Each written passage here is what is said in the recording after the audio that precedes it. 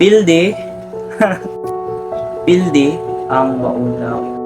This is day 1 of the 30-day challenge where I speak to my phone and face my fear of being mahihain. Now, the reason I look like this is ikan ko nag-interview. Isa sa akong fear na mag-istorya sa tao. Cause I grew up in an environment nga dili gid may mustorya og lain tao. And it got to a point nga bisag magsakay kog jeep sa akong balay, di iyap kong maingon nga diri ra cool. Di ba lala kay nga nako kaulaw. Sometimes ingnon pa ta nga stricto ka kay di man tam tingog. So I want to share this journey with you nga dili ka nag-iisa. And kabalo ko dili lang ako nga na dagan pag lain tao. It's not too late to change. Anyway, ganiha nag-interview ko. Nabati gani, grabe cool ba jud kayo dyan. First time nako. Para sa kuad ako na kayo ni guys. And I'm sure na po kayo first time sa mo life.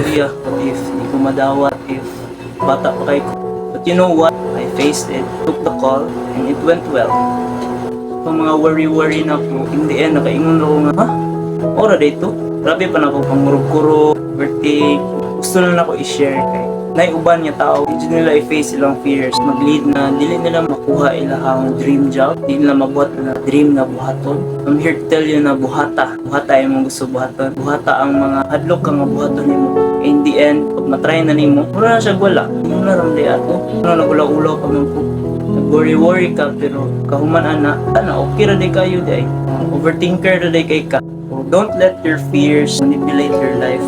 It made me question, anong magulo mo ko? Pinagunahuna ako sa iingon sa lain tao, but in reality, wala sila pakilang nila kay ilang sarili. So I'm making this video, isa po ni sa fears na ako mag-make ng video. Para makabalo mo na kung kaya na ko, mas kaya ninyo. Kabantay mo sa akong mga videos, wala dyan ko nag-istorya.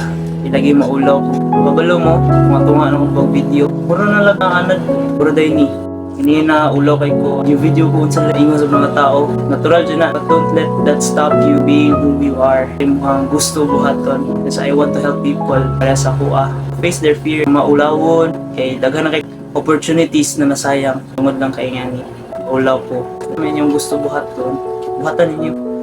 Isang pag-ulaw na i-try ninyo. Step by step lang na siya. Say good mornings to a random stranger to build your confidence by nahinay. Matingala na lang ka nga, ay normal na lang mag-good morning ka. Pag na yung mga tao, good morning kuya, good morning ma'am. Wala dyan tayo mapalaan ng pagiging mahihain na to. Be you, be cringe, if you need to be. Mo din na feel sa mga influencer diha.